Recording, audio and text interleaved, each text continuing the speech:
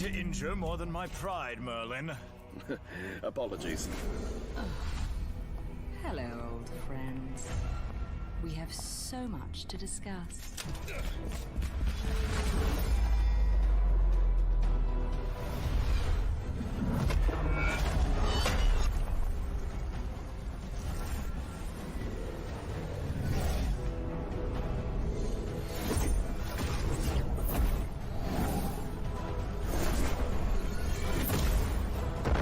Foolish Arthur Pendragon. Do you still trust your demonic advisor? His wicked magic led to Camelot's fall.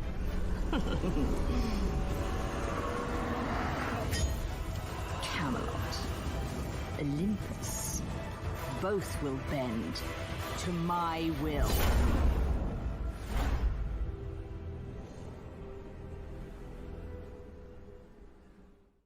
Oh, baby. And there you have it. Morgan Le Fay is coming to Smite. And I have not been on this show for a very long time, but you two gentlemen have, that's for sure. I'm joined by, of course, Clumsy and AJ, otherwise known as AJ and Clumsy. Ignore the lower thirds. It's a bit of a meme, I guess. At this point, right. How are you two doing today, by the way? Doing all right. Best we can, yeah. You know? Best we can. Maybe not the best question. I'm doing a great job on this today. I guarantee it's more of a classic throwback for the most part. But anyway, Morgan Le Fay is coming to the game now. I've been excited for it because obviously, you know, the Arthurian sort of pantheon. It's been kind of interesting when we did King Arthur and Merlin too. So tell us a little bit about, first of all, I would say, about like what is the, you know, the lore that we're kind of aiming for, I guess, or the backstory that Morgan Le Fay is going to have coming to Smite. Yeah, Morgan Le Fay, a highly anticipated goddess, the Arthurian pantheon, a very successful pantheon now, one that, you know, a lot of players were a little on the fence with us adding to the game, and since we've added it, we've had non-stop requests to do more. Morgan was a standout amongst the suggestions, so we've been planning on her for quite a while. Morgan Le Fay is a magical character and generally a villainous one, although there are a lot of different portrayals of her across her mythology. Interestingly enough, she has some origins in early Welsh mythology, where she was more of a queen of Avalon, more of a healer, potentially part of the Fae or fairies, as they're often described as. But as the Arthurian legend developed and progressed a little further into the future, and we were still talking like the 1600s or something here right now, but you know, future relatively, she started to become more of a darker and more political character and have some more themes of intrigue and betrayal and misleading people, both through her magic and just through her skills of conversation. And that's been the really common depiction you see of her in modern fantasy. That's what we think the players would recognize Morgan Le Fay as. So we focused on that for the kit, although of course with a few high-res artistic twists thrown into the mix, and you can read more about that in the closer look blog post. Definitely check that blog post out. We're seeing a bit more of a dark magic feel to her and a little bit more, but still the royalty and power that she kind of, you know, showed. Is that kind of what we're aiming for here? Exactly. Awesome. Well, let's have a look at the card art first of all and see exactly how that's going to be looking in game, because honestly, sometimes the card art like scares me how good it's got over the years too. There she is too. I love the outfit we've got her in there too, and it's definitely, you know, you can definitely get the sense of that dark magic about her with the patterns in the backdrop too, I would say. Yeah, the different sigils, and those are going to lean into the kit a little bit. When developing Morgan, we really wanted to lean on the fact that, you know, we've got Merlin, this master wizard of the different types of magics, and more so on the elemental side, and we wanted Morgan to have a different contrast, so she kind of went into this more hexing sigil based magics, and you'll see that in her kit. Awesome. And that's with that then. What exactly are you expecting then to see her played? I mean, there's a bit of a talk. She is a mage, is that what I believe? Is that correct? Yeah, she's a mage, and you know, there's some talks about people looking for a magical assassin and seeing her dress and her armored approach, but really we wanted her to show her imposing presence on the battlefield. We gave her that crown, we gave her the kind of chainmail skirt, but she's going to be a traditional artillery kind of mage, and we'll see that in her kit too. I'm excited. I really don't know much about her, Clumsy, so you're going to really have to walk me through this. So it's going to be an OG one where I'm like, wait, can you do this with her? And you're going to be like, yeah, probably. It'll be exciting. Well, I guess we should be ready to go into game then and start getting our first little look at exactly how she's going to be in the world of Smite. And there she is with the turnaround as well. Just having a little look close up. Oh, that sword just glowing away. Is that all magical too? That sword is going to be behind her, floating, as you can see. She's not holding it right there, but she will be utilizing it in hands for her basic attacks. And I believe there is a voice line with her as well that we can hear a little bit of what she's going to sound like. I was driven away from Camelot and banished, but my return is imminent. All will learn to respect and revere Morgan Le Fay. Yeah, I think you did pretty well with that, honestly, boys. I honestly So like, well executed that voice it actress. sounds really good. Yeah, So happy fantastic with it. voice work. Yeah, it really does sound like Morgan Le Fay would be, and what a lot of people would have expected it to be too. Okay, well with that then, shall we go in game? Do you want to? Yeah, as we get into this kit, Is it you know, time? we're gonna kick off by showing you a variety of things, but really you can see here in her stance, in her facial expression, the animation team has gone above and beyond on this one. I think I even mentioned this in the blog post. I mentioned she had a unique anim set, which that probably glossed over a lot of people's minds. That's just like, okay, so the goddess does like, you know, looks cool or does something, right? They don't really know what that means. But really what we have is a really unique treatment around this sword that is floating magically behind her, but then also like warps to her hands at the you know, at the snap of her fingers to be utilized for a variety of different spells and abilities, and to just as quickly be released into the air and like retain its back to its spot in its kind of invisible sheath. And along with that, you have a lot of the attitude, as you can see as we were rotating around her. She just had a bit of a, you know, a bit of a scowl, but she's still beautiful and regal. She doesn't look angry or violent, but you can tell, like, I don't know, you're intimidated. You know, you can feel it. Oh, for sure. I mean, anyone with a floating sword, you're going to be intimidated by. But Ponpon's joining us now. Good to see you again, Pon. I hope you've got better at doing this job. We'll find out. How about we start off with? I think the fans really do like it, right? The just show the kit, right? Do the things. Do it all. All right, Pon. Let's go. Come on, get it right. A spell most sinister. Embrace the burning shroud. Taste the wicked blade. Face the wrath of a sorceress scorn. Okay. Wait. Okay. Odin's scared. He's gonna run away. There we go. She's Ron got dragons. is such a good driver. He knows how to. He manipulate knew exactly spots. what to do there. Yeah. That was fantastic. Thank you very much, Pun. I still don't understand what happened there, but all I saw was dragons, beams of doom, and then more beams of doom too. It looks fantastic. That's about right. So where do we start? Because I believe the passive is a bit tricky, So, and it yeah. might make more sense explaining the abilities first. How do you feel, Clumsy? We'll go into the passive a little bit later. We can start with the AO1, except when I say that, we can do also the preemptive. If she is using that sword for her basic attacks, a lot of people were talking about that. She magics them into her hand, like AJ was saying, and she still fires ranged basic attack autos. So that is an important tell.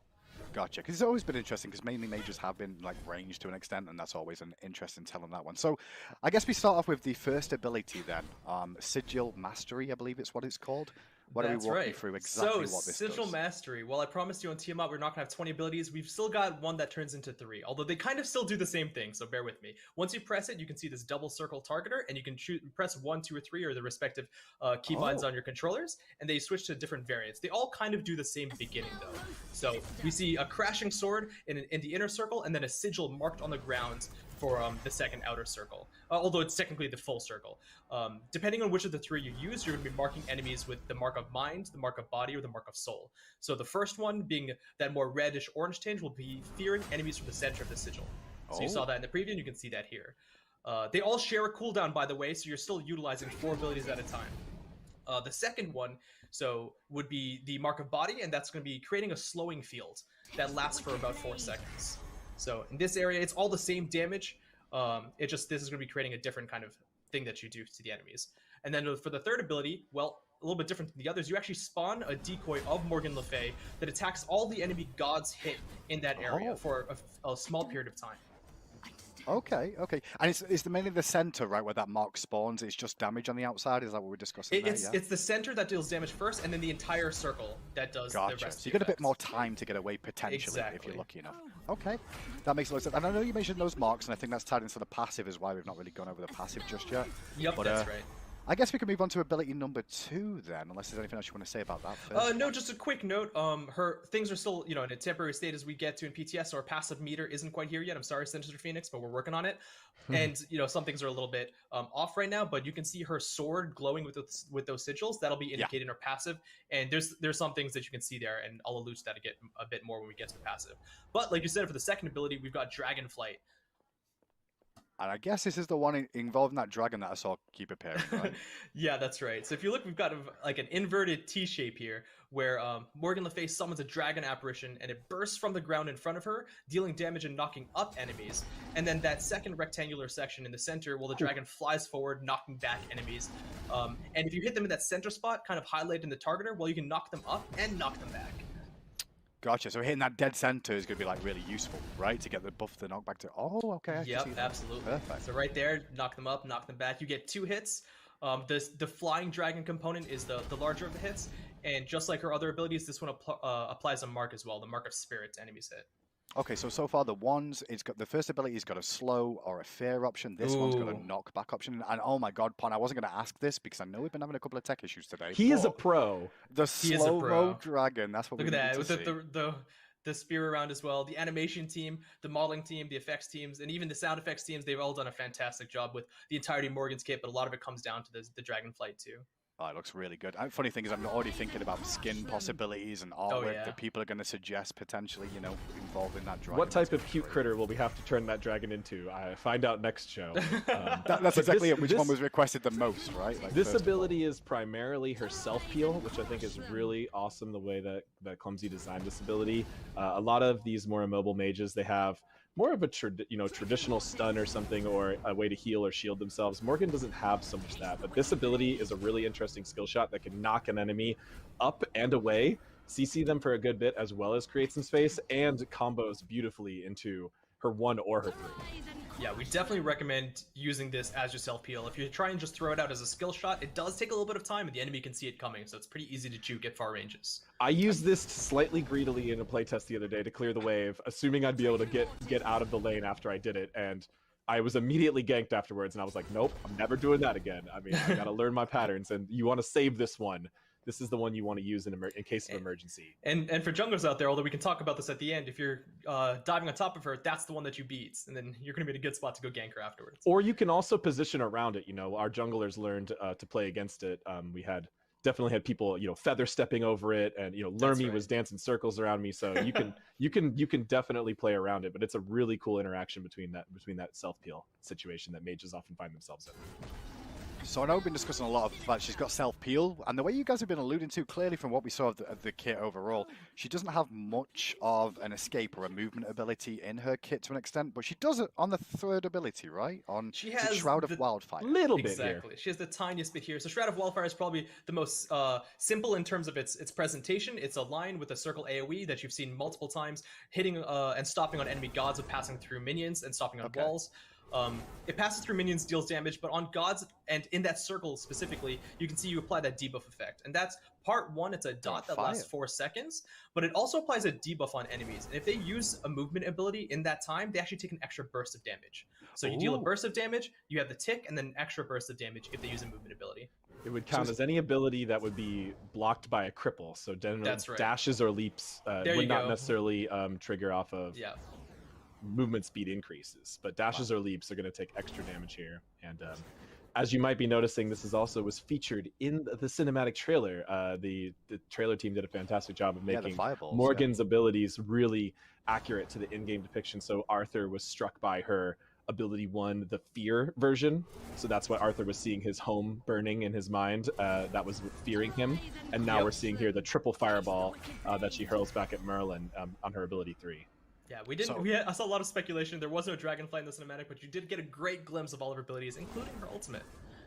Well, we'll get to the ultimate in a second. I just want to ask about that 3rd ability real quick, just a bit more, right? It's a dot that's going to apply, but also she gets a bit of a movement speed boost as well. Is that absolutely. correct? You caught the last thing, is that just for using the ability, not even for hitting, you do get a movement speed buff as well. So you can just, as you're trying to flee for your life, Pon was chasing me down in a playtest the other day. I tried to turn and throw this at him. I really didn't need to, though. I could just keep running straight forward, just fire the ability just to get a little bit of movement speed. Might have been enough to get me away. I don't know. Pon probably would have got me anyway, but that is a thing you could do. And you can also, this is the ability you can kind of just fire as you're leaving base. I see, just to get that extra movement speed out of base and start running down the lane a bit quicker. Yeah, which always feels good. Okay. I love when gods have ability you can just kind of fire out of base safely and just for a little advantage. So there is one extra thing I saw with that too, right? Which is something to do with like if you keep basic attacking. If you do that, yep, that's right. That's the smallest last nuance. No, absolutely. It's good to not miss anything. If you apply that debuff onto enemies, and if you basic attack them while the debuff is on them, you can actually prolong it for a longer duration, stopping the enemies from wanting to leap, and also dealing more damage with that dot effect. Yeah, I mean, in a way, then that's really good for like if you're trying to peel for your team a little bit too of an engagement coming in. Like if you've got that is super cool and super unique. Yeah, it's a really cool idea. Actually, I love the idea of it. So extend it a little bit longer and also keep the dot applied so it makes him not want to use any sort of their mobility skills. Okay. Exactly. So between the three, the de-incentivize of, enemy movements, the Dragonflight knockback, and even the fear and slow deployables, she has enough answers for when people get nearby or to be helpful in team fights that we're pretty excited to see what people do. And I think one thing we've been discussing so far is, like, we've not mentioned the passive yet, but you can start to see these marks. They're a bit more obvious now that every ability seems to apply some sort of different mark availability. That's is it best right. to discuss that now, or should we show the ult We can first? absolutely, we can talk about that now because it also leads into the ulti. And I don't know if I mentioned, but the third ability, Shroud of Wildfire, does apply a mark of matter. So we've got mark of mind, body, soul, spirit, and matter. Her 5 sigils she applies on enemies, her 5 marks. So going back to talk about the passive, that one is the Empowered Blade, and it has 2 kind of purposes. It does 2 different things. So like we said, on every ability that you hit on an enemy, 2 things happen. One, they are marked with that sigil effect that you can see above their health bar. And 2, she gains a symbol on her sword. The marks on enemies are temporary. They only last about 30 seconds. The symbols on your sword, they are permanent until, well, we'll get to the ultimate in a second. The marks on enemies are purely for the ultimate. Her passive component is those symbols on her sword, which gives her magical power per level. And then once you get all 5, you actually get a burst of 10 seconds of the empowered buff, doubling her magical power from that buff specifically, not just her entire magical power pool, and also reducing the ultimate cooldown by 10 seconds. Oh, you scared me then for a second. When double power, I'm like, wait, what? Yeah, But it's double power of that buff. Of that okay. buff, exactly. It's That makes still a lot of free sense. magical power, which is good, and you can have a lot of different ways you can play with this passive. You can try to maintain the power. You can go for this power spikes of connecting all 5 sigils together, and that's just her passive. But it also includes those marks on opponents, which have a connection to the ultimate. Yeah. So once we get to the ulti, we can talk about that there, and I think we're pretty much at it. Well, that's good news. I mean, I will say, it feels like already, like, there's some depth to this character overall, to this goddess. There's definitely depth there, but also at a base level, it's very simplistic to understand, which is a good thing too, But then there's extra levels of depth. Well, come on then. Those let's move marks on. also display only to Morgan Le Fay, correct? Oh, That's right. It's like Circuit Poisons or Baron Hysteria. You only the Gotcha. Morgan Le Fay sees those marks. Enemies will actually see a new tech that the programming team have put in, where it's a single debuff that has stacks instead of littering their debuff bar with 5 different ones. So they will still know if they're being if those marks are on them. Gotcha. So you'll know, like, if you've got 3 stacks of some Exactly. of the passive. Right, okay, that makes sense then. Because you don't want to turn around and go, I think I've got 1, Like, Yeah. like, if you know you've got 4 or 5, you can try and stay away or play the fight a little bit differently. All right, then. On to the ultimate. Consuming power. That makes so much sense for a character called Morgan Le Fay. Yep, absolutely. So Consuming Power has 2 different moments in it. First is this long-range cone that deals absolutely nothing unless there's an enemy marked in its vicinity. So, for example, if Pawn uses it here on that Odin, they will take 0 damage, hopefully. But then Morgan Le Fay can do 3 swings of Empowered Strikes, and those are always going to be the same projectile damage, just 1, 2, and then 3, or you can cancel it early. During this time, she's CC immune, as you can see, and she also gets Omni movement speed, which we have found to be very useful to help her get out of sticky situations. And Okay, so she now- can move freely after casting. So what was the cone for originally, just so I understand that? Yeah, I know. I kind of glossed over that, but the cone is if you have marks on the enemy, which we talked about from the other abilities. Yeah. Well, each one that is consumed during the ultimate will deal a little bit of tick damage and also increase the width of the rectangle. So you can see that width is actually the projectile itself is larger. Oh, what have you done? Oh, that's so good. That's cool. So it's a tiny bit of bonus damage, but also it makes your ultimate just easier to hit and just affect more enemies potentially. Right, more likely to hit multiple targets. This could be a really big deal. Yep. So she's able to move around a bit with a bit of freedom, able to aim, and then on top of that, with the extra marks there, she'll do a bit more damage and have a wider place to hit the characters that she's aiming for. And then Right. finally, the last thing as well is that regardless of how many marks she consumes, if she just hits enemies with her ultimate projectile, she also gets a missing health heal depending on how many enemy gods are hit. So a heal depending on god hit, and then subsequent heals for multiple gods hit with reduction. Gotcha. So it reduces, like, if there's more people or you hit multiple times on the same target. Okay. So a bit of sustain in there too. Yeah, exactly. Just a little bit of sustain to keep her going. Using the idea of her stealing power and inflicting pain on others and sustaining herself. That's really cool. So what's a playstyle going to be? So go on, AJ. I was just saying that's the just the small additional bit of healing she has. Like she doesn't really have any true healing. This is almost like a form of more of lifesteal. Yeah. You know, so she does, you know, the only mobility she's got is the movement speeds, and the ultimate is also a little bit of movement speed, or is it exactly one to It's one? Omni. It's Omni speed, which Okay. honestly feels like movement speed. Yeah, because you're going backwards faster. So she's got essentially just the speed buff and the self peel and a little bit of this is effectively better lifesteal, right? So Yeah. no healing, no shielding, which I thought, you know, no dash, no leap.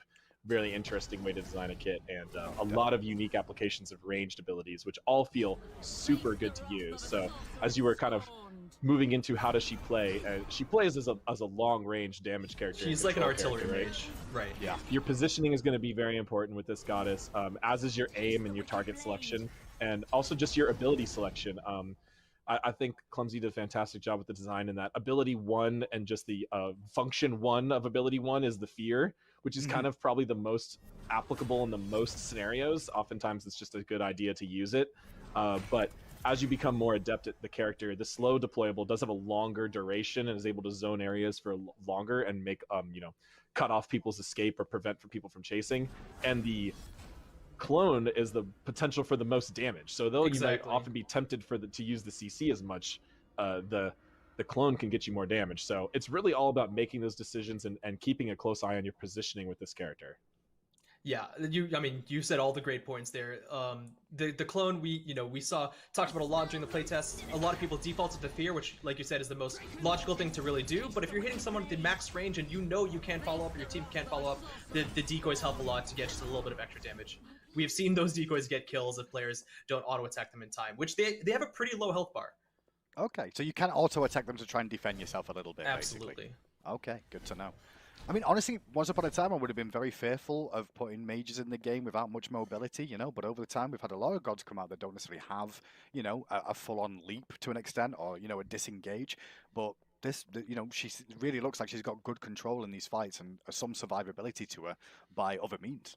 Right. Most mages actually don't have a dash or leap, right? It's only a small group of them that do. A lot of them do rely more on this, and I think Morgan Le Fay is just a shining example of a true mage play style in 2021. And she's definitely not helpless, you know. If you she's not a free gank. There are probably other mages that suffer from that still, that, you know, we're always looking into. Double check the patch notes, you might find a little Easter egg about that. But Morgan Le Fay has a lot of ways to defend herself and a lot of ways to influence a fight, and the character just feels great to play. I think honestly the timings and the effects and audio and animation and art teams, you know, working together with the design team, this is one that just came together really beautifully. Yeah, and shout out to the design team too. This looks absolutely fabulous. It looks really, really good. Do we want to move on to recolors and masteries now, or is there something more that I need to know? I think we covered all parts of her. I think we did. I just wanted to make sure, you know, and I there's think the something we community's missed. Probably happy for that as well. That, you know, we didn't just tack on another 10 abilities. Right. There's we don't do that anyway, do we? Never. No, very distinct comparison to Merlin, which I love. That one ability, it makes a lot of sense to have those differences. I love how we came up with the different schools of magic. You know, we wanted her to contrast Merlin, so we didn't want her to specialize in arcane, fire, or ice, although she does have a little bit of fire, obviously. But the way that Clumsy described all of these different mind, body, matter, spirit, and these are all you know, based in a bit of lore referencing of different types of witchcraft and ancient magic that is drawn from there, and just seeing all of that come together, I think that people who are really into this type of mythology will appreciate those subtle references and details. Well, I also know a lot of people will appreciate having a look at the recolors too, because these are way more advanced than they used to be too. But here's a look at one of the recolors, and is that pinky purple? I'm not very good with colors, that's why I don't do that. You know, I just say words. It's more of a pinky purple to me. I think pinky purple is the official, you know, paint swatch name for it. She's also got blonde hair, which is a big change. Oh yeah, I didn't even notice the blonde hair. I just saw the pinky purple. I was mainly looking at the dragon first of all, and the sword too. So, is that Osiris? It looks like it's like Osiris's chains almost, like his just hanging in the front of it. His medieval skin, his knight skin. Yeah, that could be a call out to that. That was my first call out I could see potentially. But you can see some knights, you know, very upset about things in the background too. And here's a little look at it too. Wow, that looks really good. Ooh, yeah, very cool. So much detail on her materials, on her cloth, and once you get in game, you can look even more closely at it, and as you turn your camera, just the way things reflect off of her metal and differently off of her cloth, it's a really beautiful goddess from every every department. Always doing amazing work too. And we got the masteries as well, I believe, or is it more recolors? I'm sorry, I was waiting for. There's another recolor now. This one, I season. really enjoy this one. I think her hair, the contrast we're talking about between the dark and the light, but we've got this kind of like bluish white teal hair. I'm a big fan. And that's more of the knights as well. Like more of the knights bending down Look to at that. how they need to. Oh wow, that is was such a cool color scheme. I've been using this one in playtest. This is probably the one I'll be rocking. I think that's where I'm at too, and no offense to the other two because they're both amazing, but I really do like the look of that one. I'm still on default. I just love purple too much. It's like one of my favorite colors. Like just all that's time. true.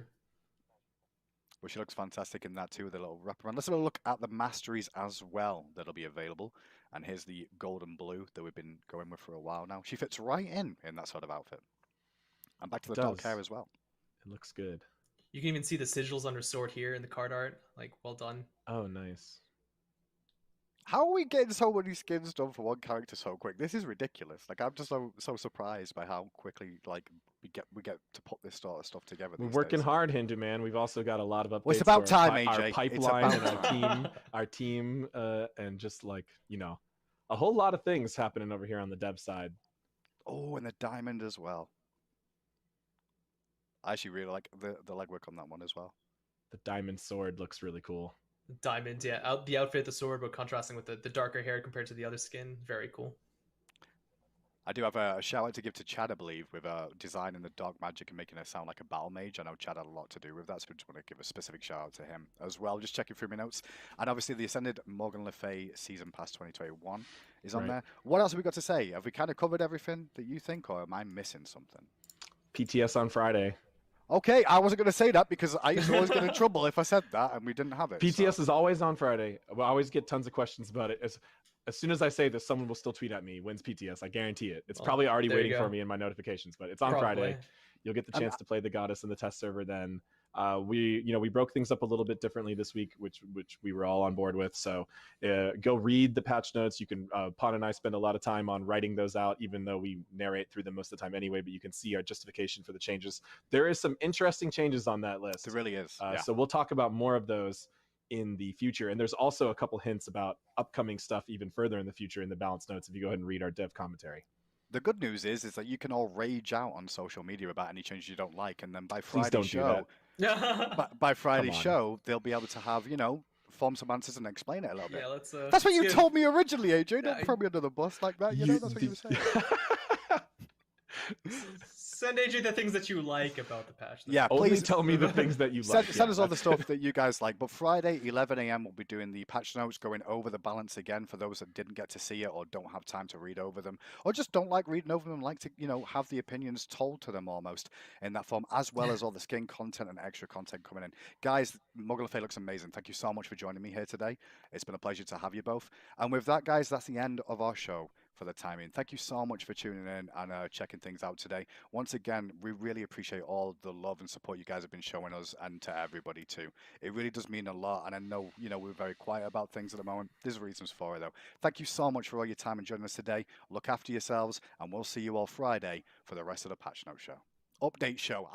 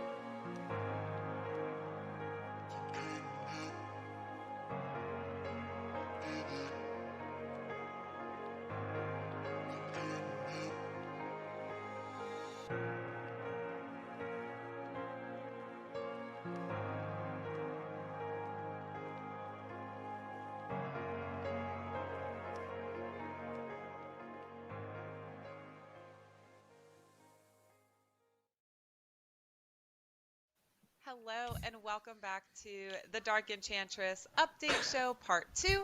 I am your host, Titan Cupcake, and I'm joined with Ajax and Pompon. How you guys doing today? We are the synchronized waving champions of 2021, and we are here to That tell was you all great. about this hot new esport called synchronized waving, but also SMITE. We've mastered the latency, so we had to like time that based off the latency. It was a huge effort. You don't Well, you know how guys much did time we great. practiced it. Well, welcome, y'all. Thank you guys for being here. We did go over Morgan Le Fay on Wednesday. We just showed the rebroadcast of that, but we are going to be going into the bonus balance and all of the skin content. We've also updated all of the update notes to already have all the skins in if you want to go ahead and take a look and see if there's something spicy for one of your mains. But we're going to start by jumping into bonus balance that will be going live on June 1st, which is next week. So, the first little bit that we have happening on June 1st is going to be we're going to have changes coming for enhanced purple buff. Pawn, will you let us know what's going on with the purple buff? Yeah, so I'm going to take this as a little bit of a soapbox to talk about the rest of the Hunter changes coming along. But really, the goal that we want to focus on this patch was we were seeing very specific builds occurring in the Hunter lane at high levels, and we saw that trickle down to basically all levels of play. There's a very optimized build, and we know Hunter builds tend to kind of go towards these optimized builds. But this optimized build was a crit build that was very strong and potent, and Critical Strike is one of those things that can feel frustrating when it is the go-to choice. And so a lot of this patch is focused around taking down some key aspects of that build, some of the synergy stats they were getting that enabled them to do so well, and then also focusing on what we believe were the problem items kind of creating this situation in the first place. So rather than nerfing crit items necessarily directly, we're looking at a few key things that are pushing it above everything else, mainly Gilded Arrow, Ornate Arrow, and Diamond Arrow. And looking just to bring those down while also opening up other options. Some of those are in the bonus balance patch, and then one of the other major ones, Transcendence buff, is in the main patch. So we'll get into all of that, but I wanted to kind of preface that. But the first one is the enhanced purple buff. All the enhanced buffs are meant to make you feel more powerful, but enhanced purple buff was just kind of a tier above the rest. Being attack speed is just a pure DPS stat, and so we're toning it down a little bit just to be more in line with the power level of all the other enhanced starter or in the enhanced jungle buffs. Okay. And you were talking about Gilded Arrow and Ornate Arrow and Diamond Arrow. So let's go ahead and get into those real quick. Started with Gilded Arrow. We're going to be getting a nerf for that for the gold gained per successful marked target, killed from 10 to 7. Now, this is the main crit nerf. A lot of people, I think, aren't registering in their minds that Gilded Arrow, Ornate Arrow is like the crit item in the meta right now because it's not one that we've had for years. Like Deathbringer, Executioner, Wind Demon, stuff like that. Executioner's not a crit item either, but Deathbringer, Wind Demon, etc. Rage as crit items. They really think of those, but really the one that was enabling the current Hunter build the most is Gilded Arrow and Ornate Arrow, even more so than those other crit items. The upgrade here does have Critical Strike chance on it, and the gold gain you would earn from this is really strong. This was an interesting item arc because it launched and we thought this item was crazy strong in the design team and we were building it all the time. And then it launched and everyone was like, oh, Death's Toll this and Mannequin's that. And everyone kind of forgot about this item. It kind of cruised under the radar for a while. I know I've seen a few people call out its strength, but once the pros picked it up and fit it into the proper build, it became an obviously overpowered choice, right? And the gold gain is really interesting, but it was just too strong. So we're toning it down on the starter item to slow down the Hunter curve throughout the regular game. And a lot of people don't understand how important this change right here is.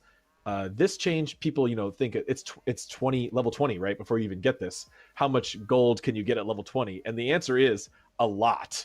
And you can actually make a really big impact with that too, as we saw in the Pro League players earning Hunters with both 3K potions in relatively quick games. So this is a relatively large nerf to the current core crit build.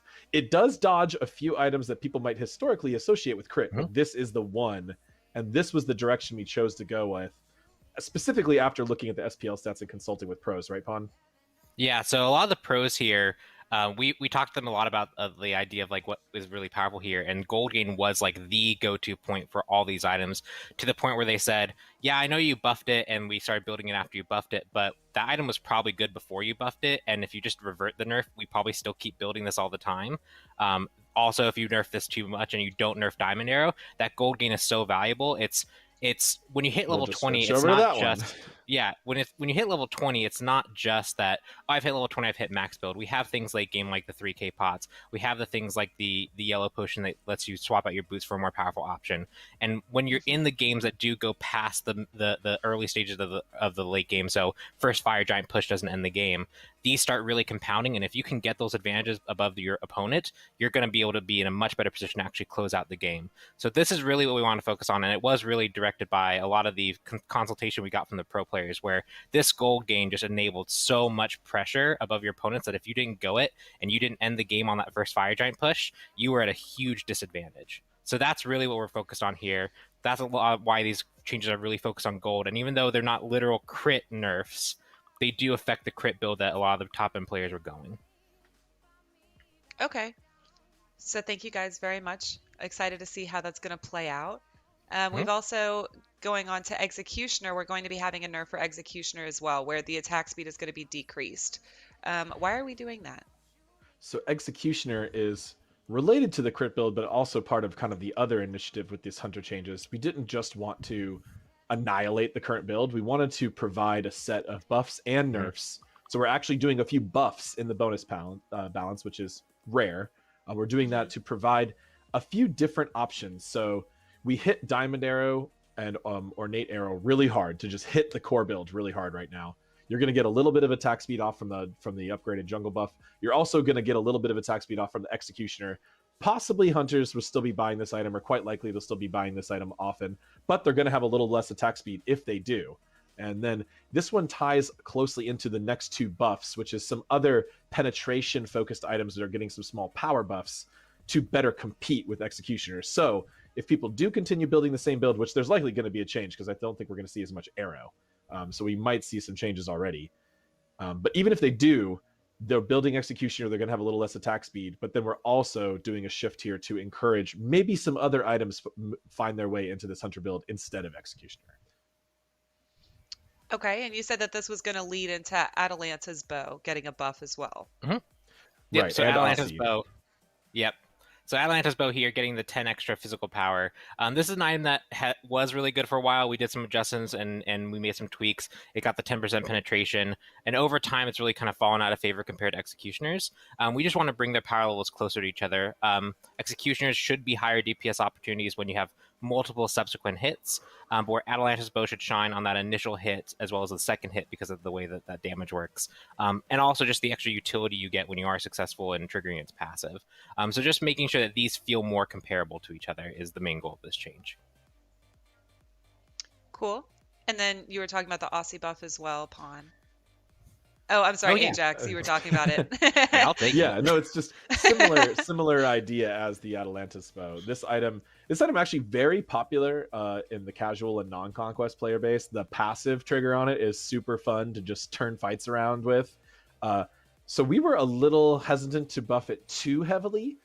We want to be careful with this item because it's had its time in the meta where it's been really powerful, but it's a really cool item where we think it's just outside the edge of viability. Potentially it needs a little bit more. You know, you could say that about some of these hunter items, but we did make a really big change to their number one enabler for the whole build. So we did go intentionally a little softer on some of these other changes. Okay. And then as we go into Bluestone, we're having a few nerfs for Bluestone Pendant as a starter and Bluestone Brooch as the upgraded. We're having that nerfed. What's going on with that? So Bluestone really started some interesting conversations. We gave a buff to it in a situation where we actually thought the perception on it was a bit weaker than it actually was, and that buff was focused on making it more offensive. This caused it to be kind of the dominant go-to choice. But one thing we also got as feedback was that we liked that players liked that it was an offensive choice. It creates some like lethality in the solo lane. You could use it to bully and fight other players. And so rather than just reverting the change that we did and potentially going even a bit further, we want to make sure that each item has its own unique identity. So when we do a balance change that kind of reinforces an identity, often rather than just reverting it, we might be more interested in doing things that are making sure that it doesn't have all the strengths. So Bluestone Pendant, it was very good not only for its offensive capability, it gave you base power, so you also just were really good at boxing, and it gave you 20 HP 5, which gave you really good sustain. If you were a little bit hurt, you could kind of sit back for a wave or two and kind of just regenerate enough health to start boxing again. So rather than just reverting the change to its offensive nature, which people did enjoy the kind of lethality that was in the Soul Lane, we're focused on decreasing a strength that it really shouldn't have if it's going to be a really good offensive choice. So that decrease in HP 5 will just put it into a better spot. Now, if you actually want to survive a bit more in the lane, you might want to look at other starter choices than Bluestone Pendant. Okay, cool. Thank you very much, Pawn. Mhm. And then last, this is going to be a change that we're also going to kind of lead us into mid-season for the reinforced shoes. What's going on, Right. Jack? This one has been an interesting topic over the past, I don't know, months, maybe even years. These boots are really strong, and the pro players know that and have been building it.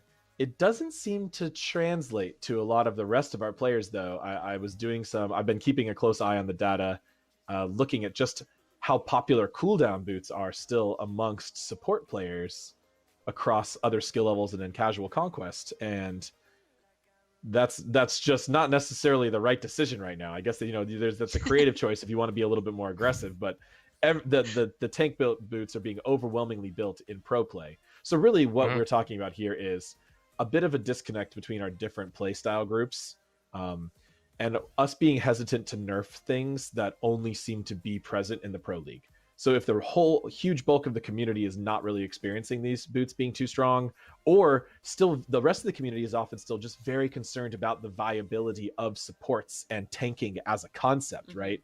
We really at SMITE, we think a lot about what does it feel like to be a support main? What does it feel like to be a tank main? We want people to be interested in that role, and people already kind of feel like they're doing a service to the game, right? They're already being like, I'm a team player, I'm a good guy, that's why I play support. Support mains. We do. We support you mains. You support mains. We support you support mains. And that's why we've held off on nerfing this item for so long.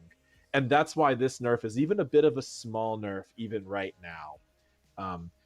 But because this issue has been, the pros been talking about a lot and players and stuff, and there's been some disconnects, we have been talking about how to make some bigger changes to solve this type of problem. And that's going to be happening in mid-season, which is next update. So I don't want to give any spoilers about what's happening there, but we will be making further changes to this item and other items. Obviously, it's a mid-season, so there's lots of changes.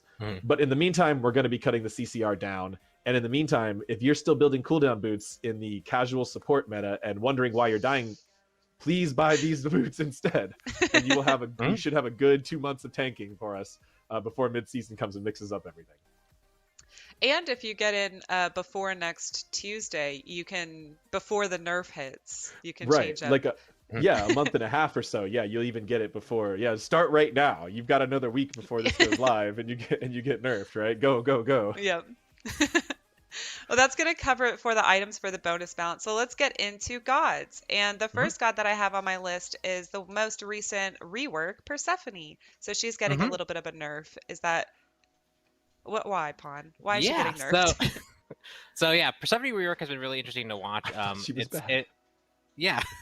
Well, we were obviously any rework is going to be very interesting. There's a lot of people who feel like they identify with a core playstyle of a character, and a rework kind of necessitates changing that. So we were really careful to watch all the feedback here and make sure that we go in a direction that feels good for the game. I think as players have actually gotten their hands on Persephone and played, there's a lot of things that people do enjoy about the new kit. We've seen her overall see much more success. People are more successful at picking her up for the first time and actually doing well with her. People who spend time to actually master her are uncovering different things, learning how to do burst combos. So there's also some room for her to grow. But we also do see the feedback around like the passive changes. We saw that there were definitely some bugs on release. So really right now we're focused on trying to address a lot of those feedbacks, fixing a lot of those bugs, adding back the skeletal explosion sound so that it's actually there. Making sure that one feels very chunky when you hit it. But we did see that people were largely coming to the conclusion that, yes, she's very strong. If she hits you with that Harvest Leap combo, if she just bursts you down, like you can die very quickly. And a lot of that was just enabled by that triple Flower Bite combo. Taking off the magical power scaling here is just going to take the edge off that combo. She is putting herself at risk to do that. She has to be close enough to detonate those flowers. She has to use her mobility. It should feel pretty rewarding, but it shouldn't actually just delete you. So the extra magical power scaling reduced here is just going to help with that. Cool. I look forward to seeing that. I love Persephone, but maybe she could tone it down a bit. By all accounts, she's doing well after the rework, which is, quite a Yes. roller coaster of perception. Everyone was worried that she might underperform, Mhm. and then when they played her, they're like, okay, she's good. Okay, she's too good. Okay, she's way too good? Question Mhm. mark. And then, here we are with And the also, with the nerfs. strength and fun are also disconnected concepts, so those can get muddied together too. So we're really careful sure. watching all the feedback, and we just want to make sure that you guys are having a fun time with the new character. Also, a huge amount of bug fixes and other quality of life Yes. updates coming for her in the main patch, which I'm not sure if we're talking about again in a separate statement, but there's a bunch of hot fixes have already gone live, so you can see Mhm. those on our social media about some of the issues, and a few more that are a little bit less important are coming out in the next update. Pon hears the pleas of the Persephone mains and is bringing back the tumble sound effect on the ability one. So a lot of things coming back to make sure that this goddess feels as good as we could possibly make her to play. Sounds good. Thank you guys very much. We're going to now go into Gilgamesh getting nerfed again. What's going on with Gilgamesh? He is quite resistant to nerfs. He's been nerfed a few times right now, and we're not seeing a huge shift in his metrics. He's still performing really well. So we're just hitting him again with a few key nerfs, specifically his slow duration on Sunforged Scimitar, which, if he's really stuck to you, you might not notice a change here, but there's a lot of flexibility with that extra slow duration of way he can, change targets or back off and re-engage. So that's a big change, as well as just some more damage changes. He was a relatively high damage god launch, especially for his class. He's come down into more in line with a lot of the rest of his class and his role, but dropkick still hits hard, and we're taking that down as well. The god is definitely approaching, I think, a good balance state, but we're not quite there yet. So really interested to see how these affect him, and if he still needs more, we'll keep taking it down bit by bit if we have to. Oh, for his sake, I hope not. But he's still doing very well right now. Yeah, but he's fun. He We've is also fun. got King Arthur getting a nerf. I know a lot of people have been asking for this one. So King Arthur getting nerfed. Yeah, he's really interesting too, because we were actually worried a little bit when we did like Gladiator Shield changes. A lot of changes we think are going to affect King Arthur because those feel like such core items on him. He ends up just kind of not caring about it, which indicates that his core kit actually is pretty good without necessarily needing items to bump it up. But then when you do give him a strong Bluestone Pendant, he's even stronger. We think even though we are toning back the sustain on Bluestone Pendant, he's still one of those characters that really does push it above other characters and how it's used. And even when he's not building that, we saw him succeed when we were in a Warriors Axe meta where people were building that. He was actually doing well with that item as well. So again, we think the problem is more on his core kit. And Steadfast, that passive damage mitigation is just incredibly efficient. It's one of those things that's on for most of the, like, it might not be on at the start of a fight, but it gets ramped up really quickly, and it just lets you be really just tankier than the rest of the warrior cast. So decreasing its overall effectiveness is just going to be one of those things that you'll feel King Arthur actually dying more often when he tries to dive the back line. Similar That's theme what's as up. Bluestone Pendant, right? It's King Arthur is an aggressive god. We could have nerfed his damage, but instead we nerfed his survivability because we'd rather him have a trade-off as opposed to him just feeling bad at the thing he's supposed to do, right? I think this change is one that a lot of people don't notice. It's a small numerical stat buff, but it has a huge impact on the total damage he takes across an entire game. So I think this is going to make a big impact on his data, and I think this is going to make him a little riskier to play in a lot of those situations where people are just kind of face rolling, as they like to say when people play King Arthur. It's going to be a little harder to do that right now. You might have to use your hands instead to play him. Yeah. Well, y'all said King Arthur will probably die more often, so I am on board. Thank you very much. I appreciate it. We've also got some nerfs coming for Sobek for lurking in the waters. We're going to be decreasing the slow and also the protections. What's going on with Sobek? This god is just a pro play go-to. I mean, he is kind of, one of my favorite supports all time, my original main. Sobek always brings something useful to the team. He's got his pluck. It's not, there's a few gods with, similar type of abilities, but no one quite does it like Sobek. He's very aggressive, evasive. He can chase down people. He's got good peel. He does have a lot of things to bring to the table. He often does not perform as well in regular play as he does in pro play. A lot of times when we were nerfing him, the pro players are really happy, but a lot of the other players are kind of scratching their heads. So we were doing some investigation, and Sobek is one of, if not the most picked god across Season 8, and was also across most of Season 7. When we looked at the full, then we were like, was he actually the most picked god in all of pro history? And we were like, we went and checked his, okay, no, he's not. He's like top 7 or something like that, which is still pretty high. But really what we looked at today is his ultimate, just the ability for him to really control fights with that ultimate in the late game, that really big AoE. He's already so good at focusing down one person, you know, with the pluck. This seemed like a really big strength. So we're bringing that down, that slow in the later ranks, as well as his tankiness. A lot of times he can just, you miss that pluck, you should get punished, but then you can just quick ult and avoid a lot of the damage. Now you're going to take a little bit more damage if you make that mistake, which us Sobek players know that's a scary situation to be in, but now it'll be even a little bit more scary. I miss my pluck a lot, so I don't want to be in that situation, but we'll see how it goes. And then Scylla's also going to be getting a nerf to Crush. Looks like just a little bit of a decrease in penetration. What is the plan with that? Yeah, so Scylla is one of those mages that has been really doing well at kind of all levels of play, but also at the top end. And a lot of her strength really comes from, she is one of those mages that can really punish a lot of the backline dive warriors or supports that really want to kind of disrupt what the enemy team's plans are. Crush, having that percent penetration on the max rank of Crush, does really enable her to poke out characters that other mages really just can't. And why this is a cool strength that she has, it's probably just a bit too potent in what it's doing. So 15% instead of 20%, keeping the unique identity, keeping the unique strength, but just making sure it's not too potent. Okay, cool. That makes sense. And then Heimdall's next up. He's going to be getting a nerf as well to the Vigilant and to Bifrost. There's a critical strike nerf for people who. How come we're nerfing things close to get a critical strike instead of actual critical strike in less numbers? Yeah, I don't think anyone actually expected us to decrease crit chance as part of this. Anyway, so this is actually doing Heimdall's bonus damage. Heimdall has unique basic attacks that do unique damage scaling, so he has unique crit rules built into his passive. We are just decreasing that a little bit. You know, I guess if crit becomes not a build at all, this nerf won't really have too much effect on him. But we expect it to be, you know, a potential build, and we also just know that Heimdall is using a crit really well, so we're taking his damage down a little bit in that way. And we were also increasing the cooldown of his leap. This leap is hard to use, but when people use it right, it is very strong. It's in most cases it's more powerful than a normal leap. Do not use it to get back to base. Just don't. It's much better if you just save it for an escape. You can't stop me, AJ. Just run back. Trust me, you won't fall that far behind. It will be better than dying. But yeah, this ability is really strong, and this seems to be the ability that enables his pro play the most. So he's become a really high pick again in pros this year. So hoping to take that down a little bit. And you know, we have some more fun buffs for hunters coming up too. So hopefully we see some new faces in the next few matches. Cool.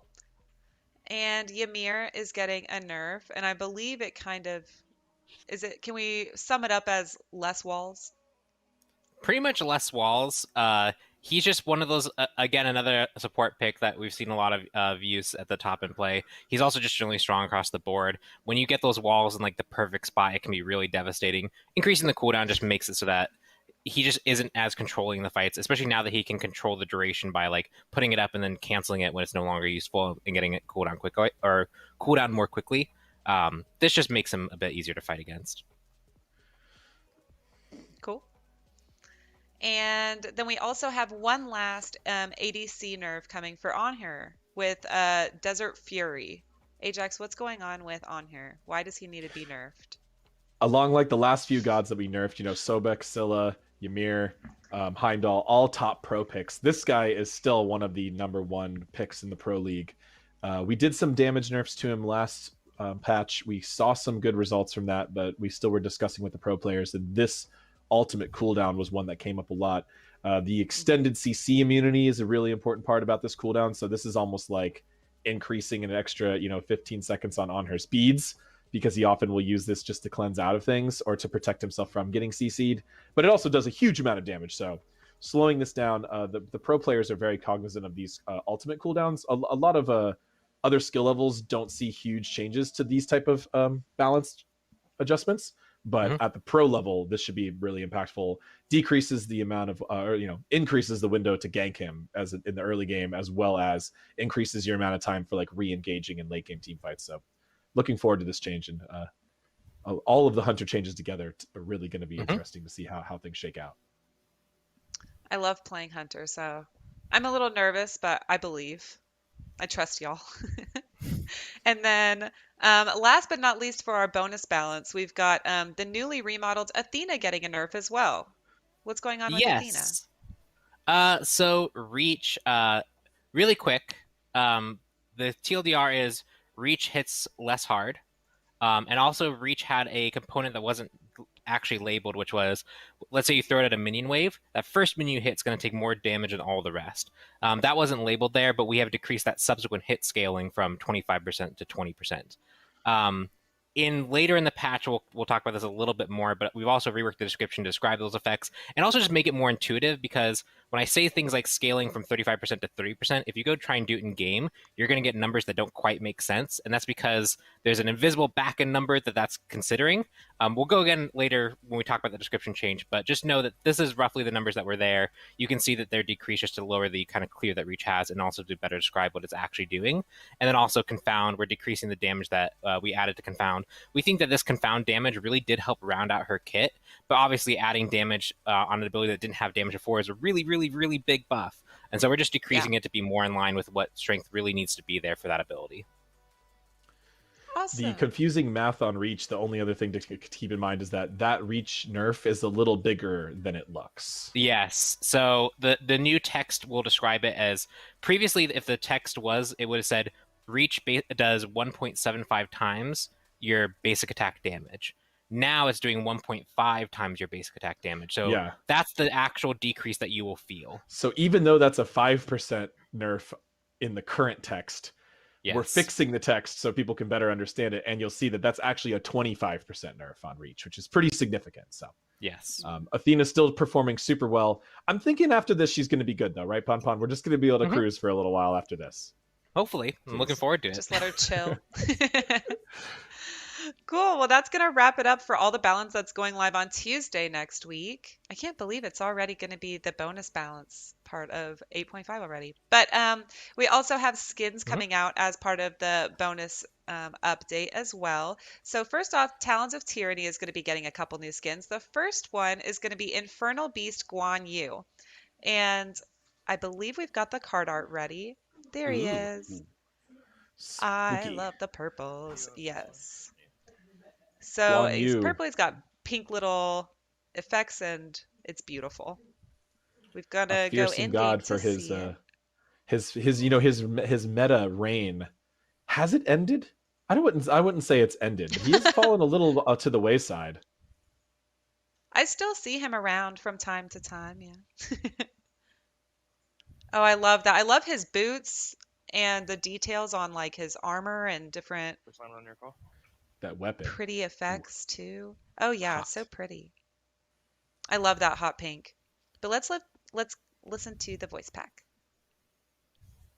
I hail from the hell of fiery barbs, bearing a torment beyond mortal reckoning. Worry not, my wrath falls upon the enemy forces. For now. Oh, I love it. He seems like almost mystical or something. Ooh. He means business. That's for sure.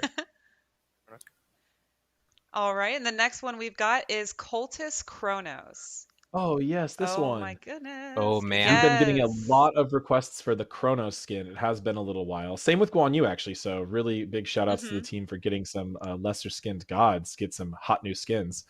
This one is really cool and a big, overall visual shift for Chronos. Yes, I feel like Chronos usually looks really friendly. And this is terrifying. But you're saying that's not friendly? I love it. I love the little face paint. bit. It's Those really are cool. tattoos. The weapon is amazing too. Chronos has a lot of cool things you can do with his weapon, and I really like how this one turned out. Oh yeah. Let's give the voice pack a listen. Join the order, and together we will find victory. Ooh, he seems so All you powerful. have to do is join him. He is a good guy. Just join the cult, and everything will be okay. Yeah, I don't know about that. Moving right along, we've got a new Cabrakan skin, Gravemaker Cabrakan. I feel like we're getting all kinds of skins Ooh, for gods that have yeah. needed skins for a little The while. underappreciated gods are going to be appreciated today. Yes. Oh This will man. be available in the Gravemaker chest, but you can also get it for direct purchase if that's more your thing. But I love the details like the emblems on his knees and the little Whoa, those details kind of all shields. over. Those are the fanciest Oh, shields in existence. oh, I didn't even notice that they're like tombs. Like, oh, that's Yeah. so Yes. neat. It's like a whole King Arthur sarcophagus that he's got on And his each head's hand. floating. Yeah, I was gonna say his Yes. head is disconnected from his body as well. I love those gold accents. They're so pretty. So let's give the Oh my voice pack a gosh. listen. The Lady of Suffering has given us purpose. Come, we must not disappoint. Ooh. Oh my goodness. I love it. This might be my favorite Kabrakan skin. I also love the marble on the inside of the tombstone Hmm. things or the tomb Yes. coverings. Very That's nice really neat. material work. And then we've also got our Blessing of the Nile Sobek. This is going to be the Season 8 Commendation Reward. So if for all of you who are familiar with how the commendation rewards work, if you don't get banned all season long, you get a free skin, and this will be the free skin for this season. Let's go ahead Right, and so you take a won't look be at able the to game. unlock this until later in the year, but we Correct, are getting yes. it in early, as we did kind of with our ranked skins and geez, yeah, the other ranked skins we're getting in early, so people can earn those early and see what the reward is. So although you won't be able to get this one yet, you will be able to see what the reward is by going to your profile and checking the commendation section, so people will know what they're working for. And we just want to reward our players who are the good ones out there. And if those of you who are not so good, Yes. maybe this will be enough to change your A ways. nice little incentive to be nice. But I do love these gold and white. White and gold just seems so regal and like pure, which is part of commendation. Just be sweet. I Yes, I love love it. these. Let's give, They have a really nice tone to them, and they fit very well with the theme of commendations and just being nice to each other. yeah, definitely. Let's see what he has to say. My blood runs cold. That's default voice pack. Yeah. There's no voice pack changes on these. All right, cool. I mean, I won't. I like hearing Sobek. It's fine. I love Yeah. Sobek's voice too. Honestly, it was a big debate whether or not we should change his voice in the remodel arc, and his Mhm. voice is a little unique, but it's too legendary to change in my opinion. So we kept it. Mhm. Nice. Well, as a reminder, you will get that for free if you don't get banned all season. So you won't be able to get it this update, but it'll be available for you to see and remind yourself why sometimes it's better to not press enter, But now let's shift into some quality of life updates. So the first one is a pretty big one. It's finally being able to mute copyrighted music in game. Mhm. Yes, the Monster So, Cat assistance change, right? So there was some yes. concern. There's ways to work around Monster Cat. We gave free licenses. Monster Cat, sorry, we're generous enough to give free licenses to a lot of our content creators. Our entire partner list, Yep. right, Cupcake? The whole Yeah, partner so list. Yes, if you're a partner and you didn't see, check your promotions tab in your email because it might have gone there accidentally. yeah, so Monster Cat music is 100% safe to stream, but there is some additional rules on YouTube, and we are currently hooking up all of our pros and partners with that. But if you're not someone who falls into that list or is not able to get the license, you will be able to use this option to mute that music so your YouTube videos are safe to fully publish, as well as Mhm. we've done crossovers in the past that have had some music, and we've done the Red Bull Records type of Yep. events that also kind of fell into this category, and it's very likely we'll have those in the future. So this is just a really good setting to have, so you can play with whatever content you want, and then you can also stream and make videos safely. And this is just I think a lot of modern games are starting to include it, and I think it's time that we did too. So really happy that Mhm. the audio team and the tech team was able to get this right after the update, after the Monster Cat update. And also thank you to the community for just helping troubleshoot exactly how these types of issues were coming up in different scenarios, and helping us to make sure we could find a way to solve that. Yeah, I think that's going to be really great for the content creators. And then we've also got another thing that I believe was suggested by an Olympian, if I'm not mistaken. I think it was Tempe, Mhm. but pausing in normal mode. That's Yeah. right. So the big thing. You got it, Pond. You got it. Yeah. So yeah, I mean, you have someone on your team disconnect, someone on the other team disconnects, you want to make sure you have a good game. Just like in ranked, where free pausing is kind of just, you can just kind of pause regardless of the situation. In normal, we are going to restrict it to only when someone has disconnected. But in that situation, you guys can pause. You can make sure that everything's all good to go. Try and make sure that the integrity of the game stays good, because everyone wants a competitive game. You don't want to just stop because someone disconnected and lost the first wave or two. So just a really nice quality of life change that'll help overall in every single game. And also, I do believe we have a fix, AJ, to like how pausing kind of works when multiple people are trying to spam it. The pause cooldown. Effectively, it was very possible that you could vote, like when everyone was trying to vote for pause on the same team, you could accidentally like try to vote after and unpause, right? Or click the button to try to unpause really quickly. So we put a little cooldown there to hopefully prevent people from accidentally unpausing immediately after.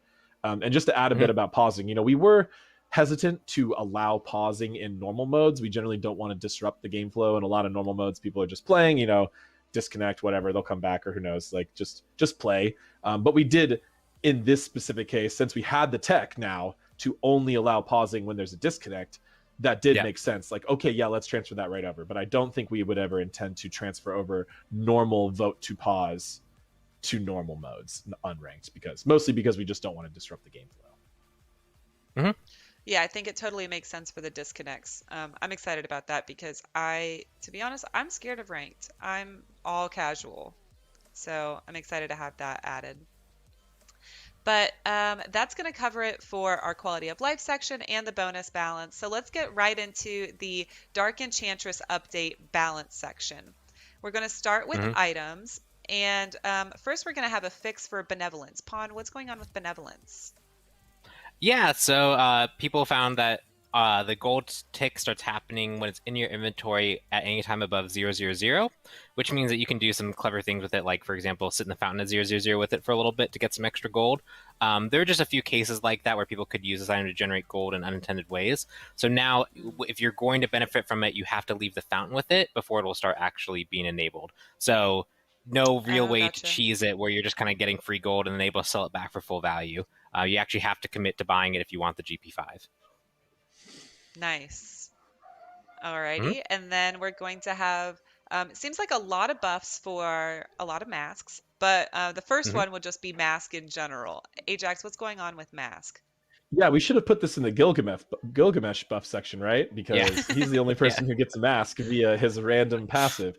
No, these items are interesting, and we don't really want to make them meta, right? We always just want to keep them as kind of a unique option for people to flex into, or people who are the special theory crafters. I know we have a few Olympians who really love trying out unique mask builds, but they were definitely underpowered. We had brought them down for safety reasons a couple months back, and now we're looking to bring them back up. We could potentially just go through a little more quickly through the next few balance changes, because it's kind of all in one theme, right? Which is, we did mostly give them a little bit more of their base power or base tankiness to make them a little better at the base stats. And then we also decreased the intensity of the shifting stats on them just by a little bit, which we think is although it's a symmetrical change, like a buff and nerf at the same time for the percentages. Pon and I discussed this and feel like it's most likely to be a net buff, just because it's not going to be so radically affecting your character in unexpected ways, right? Yeah, there's a sweet spot there that makes you feel like you are still shifting, because you could just take this to 5% and, like, sure, it's a nice buff and you really don't feel the damage taken decrease, but like that goes against the spirit of the whole item. Whereas if this gets too intense, you just start getting one shot before you can actually get any damage out. So there is a sweet spot where this is the most effective it can be. And we just think that at 20, it was actually a bit too intense in the negative. At 15%, it will probably be a bit better. And we did that change for both Rangda's mask and its changes and shifts, as well as Alona's mask and its changes and shifts. Still no plans to bring back a movement speed mask. Not going to do that. Yep. Although we do know we have Bumba's mask available to us, and we are still considering what to do with that item yet, but nothing that has jumped out as necessary or super exciting or important yet. But we are thinking about it. All right. And then next up, we've got Transcendence, which will be getting a buff. It'll be cheaper. Just a little cost buff. This item has a lot of potential to dominate, multiple roles builds. We also have a lot of other hunter changes coming in the bonus. So this one is staggered just so we can get a little better data from what happens with the crit and the penetration shift first, and then this change is gonna go live afterwards, and we can see then if that's going to change the stacking item slot of the hunter build, or potentially on make any changes to assassins. Mostly just to give the design team a little bit better data and set us up for a more accurate update the following updates. Cool. So something to keep an eye on.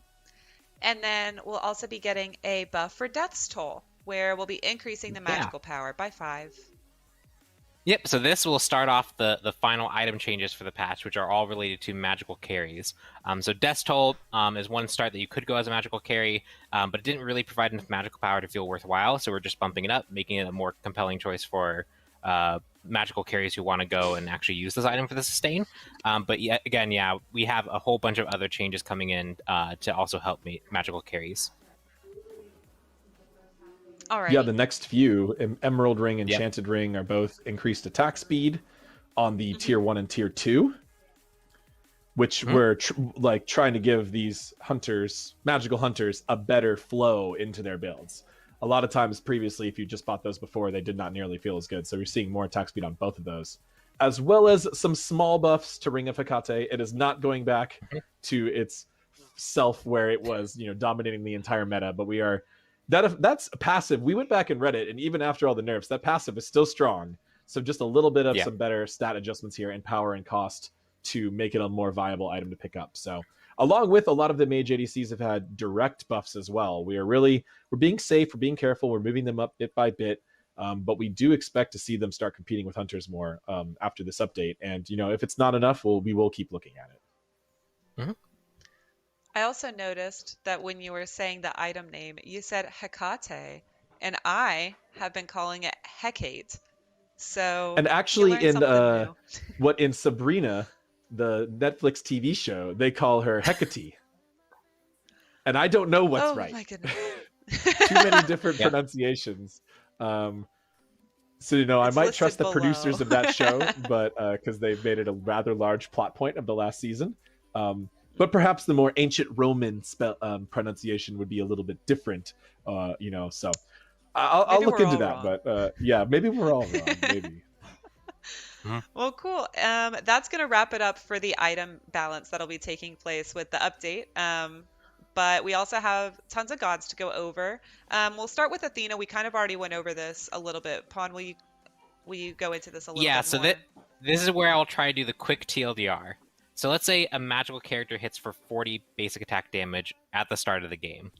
In the back end, they have 200 bot power because their magical basic attacks scale at 20%. So that is 200, 20% of 200 is 40, right? That's how we get that number. So when we say an ability was getting scaling at 35%, it was considering that 200 number, which made it very odd to calculate the math. It's much more accurate and will be completely correct to say it's just a multiplier on the actual damage of her basic attack going forward, and it's just way easier to calculate. You don't have to know about this invisible bot power rule that we have on these characters.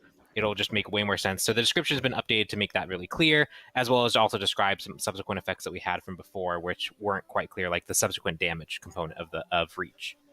And that rule exists, that one that Pawn was mentioning, it exists so that magical characters don't have their basic attacks scale with power. Correct. So it's intended, this isn't like some weird, I don't know, it's not some weird workaround. It is intended. We intend that when you build power on a magical character, it does not affect your basic attacks as intensely as it does a physical character. Right. And passing Athena's passive through that formula is what was causing the confusion. So instead, it's still working the same way. We're just describing it in a way to players that shows the numbers before they go through that extra conversion factor, really. Right. Okay. Cool. I know we're all still confused, but just trust Pawn. No, it's fine. No. When you read the new description, it'll make sense. And then we've also got a buff coming for Artemis to suppress the insolent. More damage. So yeah, suppress the insolent.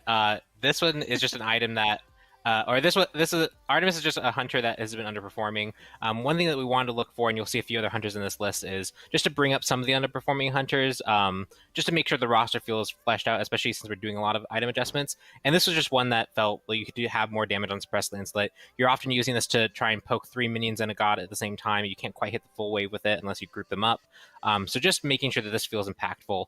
And also the dev text, the whole joke was hatred, suppress the insolent are hating Artemis. That was the joke. Guess it didn't land, but that's a pretty esoteric one there, Pon. Yeah. I will defend most of my dev commentary.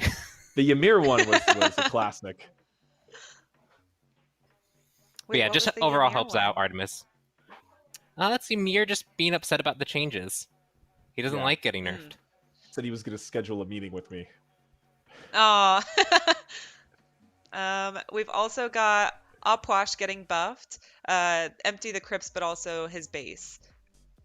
Yeah, I'm so scared Opwash, of Opwash. Why is he getting buffed? Well, he's a tricky balance case. We did have a scenario where he was the most picked meta mage during the World Championships 3 years ago. So we know he can be potent in Conquest. We just have to be careful with it, because when he is potent, he can be a bit frustrating or difficult to deal with. Mm-hmm. We focus mostly on his mage sub-archetype. A lot of times people want to play him more like a tankier mage, and that does kind of work well with our balancing plans, because just giving him too much damage is also problematic. So instead, we're just boosting his base stats a little bit. This might make the it's more of a casual or a little off-meta solo Opwatch, but you do see it quite often. It should make that a lot better. And even if you do just want to play him mid, it'll make him harder to gank in the early game, which is kind of surviving that level 2 jungle gank is super important in the mid lane. This should help him do that a lot. And we also did make a small hint in the dev text that we are considering, more heavy changes for this god in the distant future, but nothing really that we are ready to talk about yet, or anything that we've got specifically nailed down. So it's gonna be a little while, but we are considering how Opwatch might need some love. As a quick reminder for anybody watching, the dev text can be found in the update notes, which are all updated with all the skins and all the balance and everything, so you can be following along with us. And next up, we've got Vulcan. Vulcan is getting buffed to Magma Bomb, increasing that base damage. Yeah, so Vulcan is one of those mages that we do see some success with, but he doesn't do quite enough to see play at the top end. His passive is really good at keeping him mobile. The low cooldown on the 1 and the slight movement he gets there can be used at a high level. And ultimate, if you have some setup, that ultimate can be really devastating. But we just wanted to give him a little extra bump. Magma Bomb, making sure that feels rewarding to land, especially in the early game, giving him some extra early game lethality and some extra help with his clear to kind of bully lane opponents should help him overall just feel more rounded out. This one was interesting because I saw a lot of people being like, why are they buffing Vulcan? He's really good. And a bunch of people were like, he's really bad. And it's, people were all over the place on him. But really, we have not seen him be very viable in a competitive sense in quite a while. So we were looking at specifically that. But we know that he has some places in the casual meta where he shines. So that's why it's a pretty safe, small buff. But should help his lane clear, should help his poke. Could definitely make an effect on moving him into the Conquest meta. Cool. It'd be fun to see if he can make his way into the pro scene a little bit more. We're also going to be having a shift for Merlin. Right as Morgan Le Fay is making her entrance, Merlin is shifty about it. What's going on? Merlin, so cooldown. Oh, sorry, Pon. I mean, I always add things to the end, which throws off our back and forth. But this one, that's good. This was an ability that, and we have multiple abilities in the game that do this, where they go into an active state and they don't count the cooldown. The cooldown doesn't start ticking until the effect completes. So it effectively increases the cooldown by quite a bit. So this ability, and there's some reasons for certain abilities to maintain that, and it makes more sense for that to happen. And we don't want to buff the cooldown. So in this one, we felt that was not the case, right? This one felt unintuitive like that. And it was something kind of limiting Merlin's flexibility and his stance changing. So what we did was change this actual code the way the cooldown is tracked first, and then we actually nerfed the cooldown by 2 seconds to make up for the 3 seconds that was changed. So he really got a 1 second cooldown buff at all ranks, as well as a kind of quality of life and intuitiveness buff where you can better keep track of his cooldowns. Yeah, and one other important thing to note is also the way cooldown works, because it's going on cooldown immediately and it's going to be affected that way. In general, this also favors cooldown builds on Merlin a little bit heavier. All right. We'll see how Merlin plays out. And then Kumbhakarna is also getting a buff to Throwback and Groggy Strike. The Sleepy God. What's going on? I mean, he might feel like a sleeper to some people, but he's been sleeping for quite some time. He does have quite a bit of potential to do a lot of damage. So good. Hey, what can I say? I make up for the Artemis dev text. He just doesn't quite bring enough impact, especially in like the early laning phase, while you can clear pretty effectively and you can set up some things. He doesn't do as much as some other characters, and in general, a lot of his abilities have a lot of conditionals, right? For example, if you use Throwback on a god, you're not throwing a minion through the minion wave, you're sacrificing your clear. That's why we changed the initial hit to be a bit more rewarding, to make sure that it feels like when you're choosing to be aggressive in lane, that's a good decision. Groggy Strike also getting some extra base damage, especially as it scales in the late game, because that is a big windup. It's a big time committal that you're having to try and control the opponents. Again, making sure that feels rewarding for your time investment. So just changes to his base damage. This does make his combo of like ulting someone and then landing all the damage when they land stronger, but that is also one of the strengths he brings compared to other Guardians. So that also makes sense to also highlight as a strength. Sure. Anything you'd like to add, Ajax? You like to tail things at the end. Okay, cool. Then we will just keep on going for Horus. Horus is going to be getting a buff as well to Fracture, increasing the dash range. Yeah, this is a good one for him. Horus has been, he's been popular in the Pro League in a couple occasions, but the general population has never really taken off on him as a true support. This god definitely has the power to be a true support, but one of the most common, new players trying him out just thought it felt bad to have this kind of short range dash. So we are buffing that, and 5 units can make a big difference. So he'll be able to chase people down a little bit better. And that dash, when you successfully hit a god, goes into a CC plus a relatively large protection shred. So it's a big, important thing to hit. Yeah, so we're excited about this one. This is one that Olympians and players have been asking for a while, and we were able to make it happen. So good luck out there, all of you birdmen. Godspeed. Speaking of speed, we also have a Mercury buff coming for Made You Look. He's going to be getting increased base damage on that as well. What's going on with that, Pom-Pom?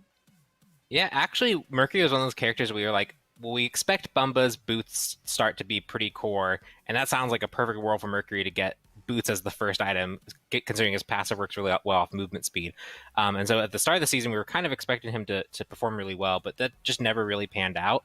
And so one thing we were looking at is, even with a build mostly favoring him, he just doesn't really keep up and clear with other characters. Other characters can clear faster, contest objectives a little bit better. And while he does have one unique strength, which is that Made You Look is a ranged poke ability that's relatively easy to confirm when you're trying to box someone in the other lane, it just doesn't feel that impactful. And so increasing the base damage here will help his clear speed, help his camp contention, make sure that he can get to level 5 where he can be that really threatening line ultimate to like try and gank a lane from surprise. So just overall rounding out his early game to make sure that he can get to that late game hyper carry that Mercury is known for. Cool. I was watching. I was about Ajax to make a joke about had... him being annihilated by the Wind Demon nerf, but that is in fact a joke. He probably survived the Wind Demon adjustments. Okay. Yep. But he wasn't performing super well even with that. So time for a little buff for the quick guy. Mm-hmm. Cool. We'll see how that plays out. We've got another hunter that's going to get a nice little buff, is Anami, to Fade Away, just decreasing the cooldown on that so she can do that more often. Yeah, we were talking about this in the balance meeting, and Fish put it really well, where we were designing this goddess and we were very careful with this ability. We were like, leap plus stealth, everyone is going to think this is wild. Everyone's going to think this is super OP. So we made it like very telegraphed and have some like casting time as well as a long cooldown. And then everybody was like, this ability is weak. And we were kind of surprised to hear that. So over time, we've removed the casting time, and now we're going to be removing this.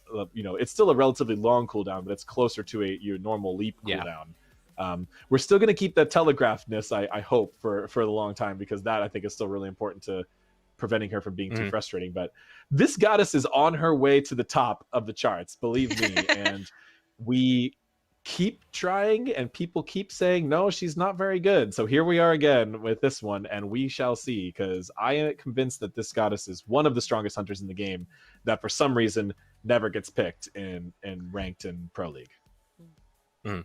She's also got a skin coming out. We'll get there later, but it's really pretty. So maybe that'll help people play her more. That will. That always does. Sweet. I'm excited to see it. And then Hu Yi's also going to be getting a buff to Ricochet. What's going on with that, Pompon? Yeah, so Hu Yi, we even saw a little bit when we first posted these patch notes. It's actually really interesting to be doing commentary on changes after people have seen them. And a lot of people were like, Hu Yi, why are we buffing Hu Yi? Hu Yi's OP. It's like, what have you been watching for like the past like half season? Like, he's just not that much in contention. People really aren't picking him. He had his moments where he was really, really strong for quite a long time. And I think that's kind of like burned into people's memories, but he just hasn't quite really been there. And so one thing that we did previously was we actually took quite a lot of damage off Ricochet. We're bringing some of it back, helping out his wave clear. And also, if you can get those spicy triple bounces, it's just going to hit that much harder. We were talking about how to buff Hu Yi, and we were just like, yeah, everyone just wants to see the Ricochet, right? But he does struggle a bit with his lane clear, and just the base damage on the base hit can help that. But Hu Yi does have potential to come back, I think. But we've surprisingly not seen him even in a crit meta where people often would say he could return really well, right? So still haven't seen him. Seemed like a safe idea to buff him, and hopefully we see a little more of him because he's a really fun character to watch. Yeah, for sure. When those ricochets do hit perfectly, it's chef's kiss. And then Rama's going to be the last god that we have lined up for bonus, for balance. Yeah, so main Rama's patch going to be getting balance. a buff. Similar situation with Hu Yi, Rama was really meta for most of last year after his minor rework. He was, as characters tend to do, though, get after those reworks, they tend to get nerfed a lot, right? And so we are, at this point, having barely seen him in Season 8 and in Pro League, we were, pretty confident that he was over-nerfed slightly. So we're getting some slight changes to him to bring him back. The scaling damage on Rolling Assault is a really interesting kind of, almost a way to put some burst damage into a character kit that's known for no burst damage. Rama is known for kind of that constant basic attack damage, but the Rolling Assault giving you an extra, it is still fired like a basic attack, but getting that extra scaling there can give you a little bit of burst damage. We think that could help him a lot. And then also Astral Barrage, the ultimate, which we had previously nerfed pretty heavily, bringing this back a little bit, where, his main purpose in Pro League last year was just picking one person on an enemy team and saying, nope, you are gone, right? And they were just focused DPSing that. And I think that the nerf we did to him maybe took him too far where he was not really able to do that. So, if you hit your snipes, you should be rewarded. So we're bringing back some of that damage. Yeah, and I think the other thing too is the safety that he used to have from ulting, and then he could dodge roll while he was landing, which made it very hard to actually pin down from like what should be a very clear point to kill him when he lands. That also let him use it really aggressively, and we changed that to make it so that it better matches animations, which was a decent nerf to his safety, and that's also where we saw some of the drop off in this play. But it was a good change because it actually made sure it conveyed what he was actually doing properly, and you actually had room to hit him when he landed. Yes, very good point. Glad you brought that up, Ponpon. Well, that is actually going to cover all the balance that we have for gods and items, but we are going to go into talking about some game mode changes. And the first one, pretty spicy, is Joust. Let's talk about it, Ajax. Tell us about Joust. All right, I have a lot of things to say, especially since we've already seen people react to this. Yeah. So I don't even know where to start. I should have prepared better. Anyway, Classic Joust is coming back, and it's coming back for real this time. It's come back as an adventure. It's been kind of a side mode, but this time we're bringing it back for real. We are making the default map for Joust, Duel, and Ranked Joust, and Ranked Duel, which is the only one, are all going to be played on the Classic Joust map. However, this Joust map has quite a few balance changes to it. I know a lot of people were worried about, some of the problems with the old map, but there is a lot of balance changes. And I mean, reading them all individually, it can be a little bit difficult to parse, but let me just summarize, which is that we've done some major changes to the way XP is split on the map, as well as the way that XP and gold sources on the map scale. We've changed that pretty significantly to address the XP and gold scaling issues that Joust maps tend to have. The Season 7 Joust map also had this problem. I went back and dug through the archives of YouTube to find Joust tournaments from 2012 and stuff like that. It still had this problem. People were finishing matches at 25 minutes with full builds, and they were still level 14, right? They were just really low on experience and high on gold. And that creates a really weird feeling in Smite because most of our other game modes don't have that problem. So we wanted to address this with Joust along with the map change. So I think this classic Joust is going to feel a lot, it's going to be the map. You're going to get the creativity and those crazy pathing choices of the old map, but you're going to get a more modern conquest or, like other non-conquest modes feel where your XP and gold make more sense. This is also kind of setting up the idea that we could experiment with rotating different maps into a game mode. I know I've seen a lot of comments over the past few days about like people wishing we just added more game modes, or people people thinking we should just pick the best Joust map. But I really think all 3 Joust maps just have their own unique strengths and weaknesses. They're all I don't know if they're special. Really. Yeah, and I know a lot of people have a lot of love for the middle Joust map, the seasons like 3 through 6 Joust map. And we will keep an eye on that one and see if we can get that one into the rotation soon too. But Classic is first. We've had a lot of really positive metrics to the Classic Joust adventures. One of the most played adventures, the most PvP'd played adventure. Every time we bring it back, it does really big numbers. So we're really excited to change it up. Also, it's just adding a really big shakeup to the Joust and Duel community. Like I know a lot of times those communities feel like they have to wait a really long time. We rework the map every 3 years or something like that.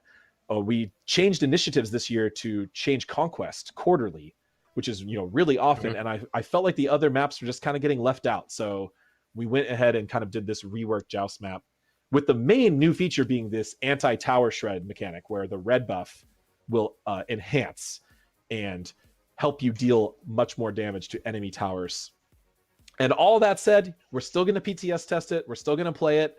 I'm still going to talk to player feedback. And if we need to make a few more changes before launch in the PTS, a few more balance changes, specifically to prevent people from tower sitting, we will do that. But there you go. There's more. What? There's more? Yes, the custom games. That's true. Yeah, there is a few more interesting little features. Custom games are going to allow now Season 7 Joust and Classic Joust will be selectable for custom games. Also, the Classic Joust has had some art changes. The last time we ran this map, it ran as a kind of a Halloween fall promotion, and we didn't really want to run that in the middle of spring, summer. So the trees will be changing their leaves seasonally back to green. There won't be as many jack-o'-lanterns, and by that I mean no jack-o'-lanterns unless we forgot. I was like, as many. Yeah, just less jack-o'-lanterns, but still some jack-o'-lanterns. We wanted to keep some jack-o'-lanterns. And it's really great to launch an Arthurian map with an Arthurian goddess, which I just think is really nice way to package the whole update show. And the whole update to one thematic goal. So a lot of exciting things. Personally, I'm a huge fan of this map as well. So sorry, there's a little bit of bias there, but really excited to see the player stats on playing this map, as well as seeing the feedback as we go through this adventure together. It's going to be really interesting. Sweet. So that covers Joust. There was I think that covers Joust. Roman Arena will return with this update. Yeah, that's just an art change, but Cthulhu's kind of been defeated for a little while now, so his grasp over the arena map has faded away. But what could happen next to it? Who knows? Maybe you'll find out in a future update. I know, but I won't. Then let's go ahead and shift over to community news. So the gem sale is still going on. The gem sale, you can save 33% off of gems. Gem sale. Now through Monday, 33% off. Enjoy. You can also get 3 times worshippers Friday through Sunday. And don't forget, Azula Pele is still 25% off, but only through Monday. So you only have a couple more days for that. And if you have been collecting your Prime Gaming rewards, there's a new one available. Grim Weaver Arachne went live yesterday, so if you haven't claimed that yet, go ahead and pick that up. And that will cover the majority of the community news, so we can get right into the skin section of the update going live on June 15th. But we will be right back for the skin section. This summer is gonna be hot! Amazing! You should, like, really mellow out, dude. A challenge worthy of Gilgamesh.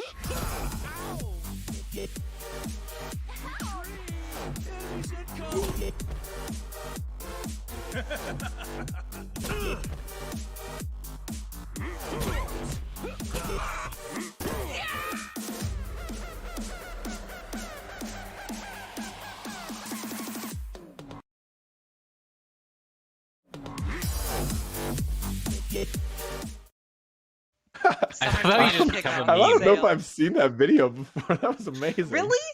Isn't that fantastic? It's been a busy week. I haven't been on social media as much, but that I was laughing, genuinely laughing that whole experience. What are we supposed to talk about now? I was too, and then I was scared that I wasn't muted, and it was just going to be like me giggling in the background of this video. But shout out to Joe for making that video. It's hilarious. Well done. Joe's great at all those memey things. But now we've got the skin section ready for the Dark Enchantress update. So again, all these skins will be available starting June 15th. If you want to download any of the wallpapers, they're all on the notes. But let's get into the Talons of Tyranny event. We've got Deep Space Ratatosker. And he's spooky. Yeah, he's we were like, the eyes, the teeth. How can we make Ratatosker actually kind of scary or intimidating? And this is what we set out to do. Make it very different from all of his other skins, right? Which I think is always exciting when we can make something that really stands out in the whole line. And this one just turned out really cool. Oh yeah, I think with the eyes, the teeth, the talons, the tail, the hair, it's all very scary, which I'm not used to for Ratatosker. Oh, look at look at how well the 3D team. Oh, sorry, Pawn. Oh yeah, the fur on that is like, is that even fur? Yeah, his mohawk and his skin and eyes, they really just pop. But what fun fact do you have about his voice pack for us? Oh yeah. The art team kind of passed along a story that he's like an alien creature that landed here, and they're from like a species that like just planet hops, basically consuming the entire planet and then moving on. So he's on the battleground now. So danger's here. All right, let's give it a listen. This planet bores me. Give me something to sink my teeth into. Ooh. Oh my gosh, not our planet. He's a bad guy. Nope, this planet, it's over. Oh my gosh, I don't want him to try to destroy Oh, us. the tail flick too is And we've also here we go. got T-Rex Tier. Oh my goodness, look at him. For the trolley tier fans out there, we have the next iteration of trolley tier skin. You thought Puppeteer couldn't get trollier. You were wrong.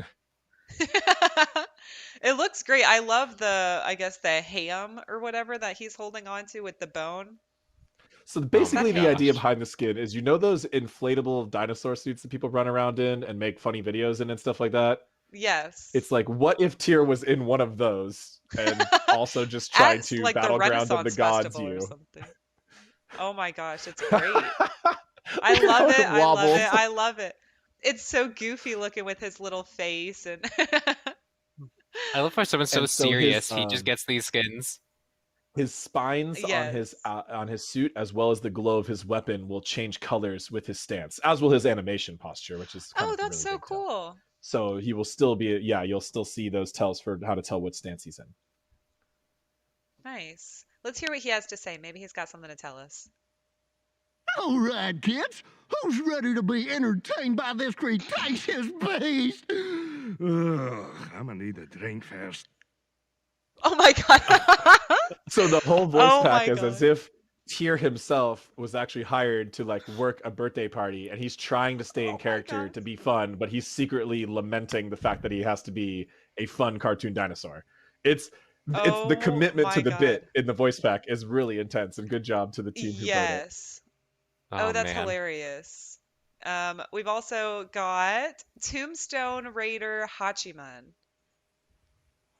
Oh, so Ooh. cool. So that cool. I horse is love so like the cool. deteriorated yes. Yes, yes, This yes. one And like is he's got the cowboy hat. right. This is a kind of a new iteration on the witch hunter type of vibe. But you know, that type of universe with like, you know, angels and demons and undeads fighting against each other with more modern weaponry, but with a Western twist to it. I love it. Oh my gosh, I love the Western bits to it. He's got his boots, he's got the spurs on him, and everything. Oh, the longhorn. Oh the yes, longhorn on the symbol back, on the back. the longhorn. He's got Oh the my boots with gosh. the spurs. Oh man. Oh my god, yes. Let's give the voice pack a listen. Well, there's a fair piece of evil out there. The time for me to avoid it is past. But I'll sure enough cut it down a bit. Oh hell Ooh, yeah, it's like spooky. a bounty hunter almost. Yeah, he's very wise and, you know, calm, and he's just like, well, I guess I'll be fighting today. That kind of voice, right? Yeah, he's seen some stuff for sure.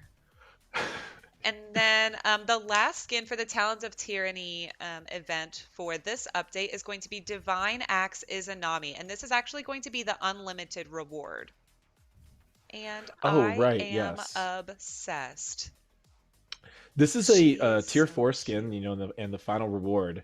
And really what we were aiming for with this one is to kind of de-creepify Izanami a little bit more, right? Yeah. We had made maybe one skin where she was more human, but we wanted to go even further, and the animation and rigging team spent some more time on the goddess to create a more of a heroic presentation. You know, she's still pretty. This is still a very ferocious type of character who's willing to fight at any moment, but a lot of other adjustments went into it to make her feel a little bit more unique from other Izanami skins. I love the effects on her weapons. Those are so pretty. And of course, the color scheme with pink, blue, white, and gold can't go wrong. Let's see what she has to say. My quest has brought me here. Evildoers stand before us. For the sake of this land, we must put a stop to them. Yeah, I feel like See, she's Izanami is a amazing hero. and she's going to protect. Yeah, she's here to protect and save us. Oh, I love her. So again, that will be the unlimited reward for Talons of Tyranny. Oh, yay. Oh, those basic attacks are Look at those clean. effects. Yes. I love the blue Those and are pink. awesome. Oh, yes, yes, yes. And almost like electric. And there's like some electric, Oh. like arcane energy there. Yeah. I'm really loving how like hot that blue is. Oh, yay. I love it. Very nice effects. Yeah, really happy with that. This color scheme is like my whole life. Oh, that targeter. That alone is really cool.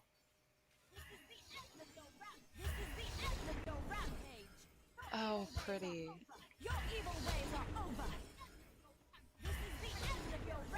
Lots of really And cool stuff our going on in audio game. team, the audio team made a comment about how they had a little bit of a difficult time trying to change Izanami being such a creepy character, you know, trying to make them more magical and regal sounding. And I think they really knocked it out of the ballpark. Definitely. Very well done. Yeah, the people really underestimate game audio as an important feature of game. I talk about this a lot in our God development kind of stories, but abilities just feel bad until the audio team gets to them. You know, animation, effects, it all comes together, and it does it. You know, and that's really important too. But without audio, it's really weird. You know, so big shout outs to our audio team, because they are, you know, the beautiful cherry on top of the sundae that is Smite. Well, again, that is our unlimited reward for the Talons of Tyranny event. But let's get into the Independence chest. This is a chest that we have every year. Oh, here we go. The first skin in it is Dread President Cthulhu. And he has my vote. I don't have to see it in game. I don't have to hear the voice lines. He has my vote. Look at the card art. Everybody freaking out, going crazy. Some people loving him, some people hating him. People You want their know, babies kissed by him. we try to go up to Oh the my troll gosh. factor on our 4th of July skins, and this one is no different. And I mean, both 4th of July skins this year are absolutely wild. Yes, yes. And look at him. Such a good boy. I love those He pants, looks almost like iridescent on the stripes. He does. He looks really good in that suit and vest. It really works for him. And, you know, of course, he's got all of the effects. His particle effects are The all rune updated to be symbols. crazy red, white, and They're red, blue. white, Oh, and yeah, blue. he's got different runes on his model, character model. And, you know, just an all-around hilarious Oh my gosh. presentation for an Let's- over-the-top USA character. Let's listen to his presidential speech. Why settle for that off-brand evil when you could have the real thing? Vote Cthulhu. Oh Yes, man. vote Cthulhu. Let's go ahead and hop in game and take a look at this all together. Oh, here we go. Oh, nice. Oh my goodness, yes.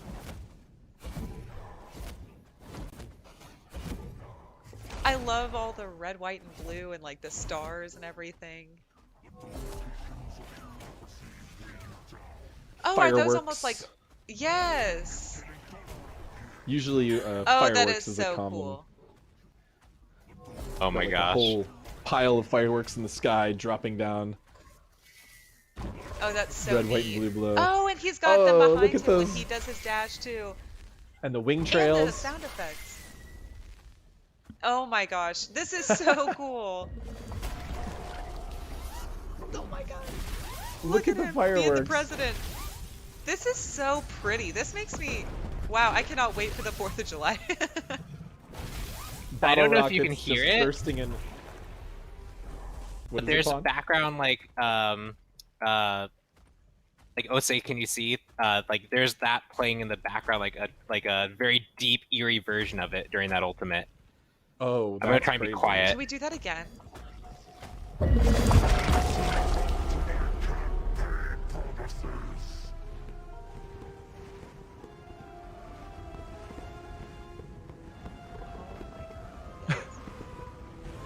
It's so creepy. I hear it. It I is hear so it. creepy. It's almost like a carnival. It's like carnival yeah. plus 4th of July or something. I love it. So again, this will be available in the Independence Day chest that will go live with the update. But let's take a look at the other skin that'll be a part of this chest as well. The Eagle's Elbow Camisots. So we went with more of a professional wrestler vibe, as well as a hefty dose of birds with arms meme. That's kind of the combination of how this... I know you're probably looking at this right now and just going, what the were they thinking? And that is what we were thinking.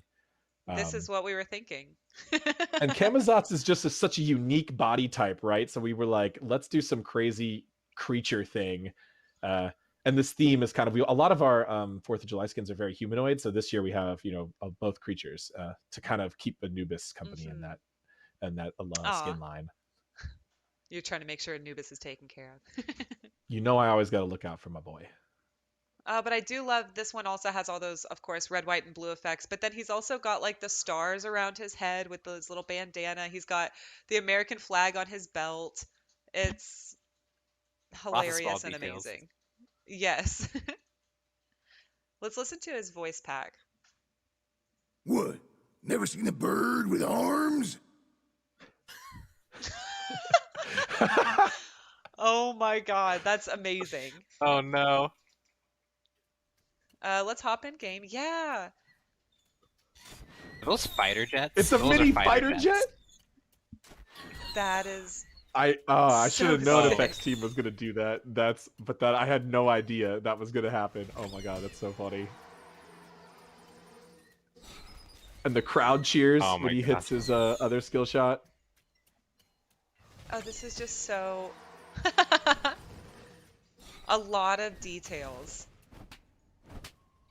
Everything is stars and stripes, and Give I'm him the living for hands. it. I love the flag trails. Yes, Yes. those are crazy. They need look so to- solid, and yet their effects. That's a really interesting tech. You need The audio team to also kill someone wanted to me see to that's let- passive. Yes. Oh, it's a hamburger. Yep. Oh, there it is. And you because can he the can burger hear and him fries. eating a cheeseburger. It's a burger during and fries and a drink. It's a full combo meal. And here you can go nom nom nom nom nom. Yeah, you can Oh hear my him eating the gosh. hamburger. Or cheeseburger, my bad. I think it has cheese on it.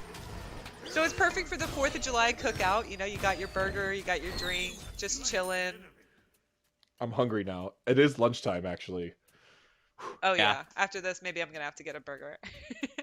That's Oh, awesome. but so I love the cool. jets. And all of the sound effects and everything. It's just so perfect for the 4th of July. So again, the Independence chest. Next up, we have a new skin available in the viewer store as well. So this is going to be Neon Trails Naja will be available for part of the viewer pass. Oh, nice. So this is one of the new skins in the viewer pass. Yes. So it'll be at the higher viewer point total, and it will also come with a rotation of, I believe it's the Yes. Raijin skin. So if you want I'll that have to check skin, on that one. it should be in the game's UI which one's rotating. But since we're rotating a new 75K skin, make sure you check that out. But then make sure you pick or save your points for this one when it comes out, because it is really cool looking. Wow. Oh yeah. Yeah, I love the effects colors on here. his wheels. Yes. I'm like, I want those as rollerblades. And his weapon having all of those almost like iridescent kind of glowy effects. Really pretty. But let's listen to the voice pack. Got a new spot to tag. Nice. Nice. Sounds like a cool dude.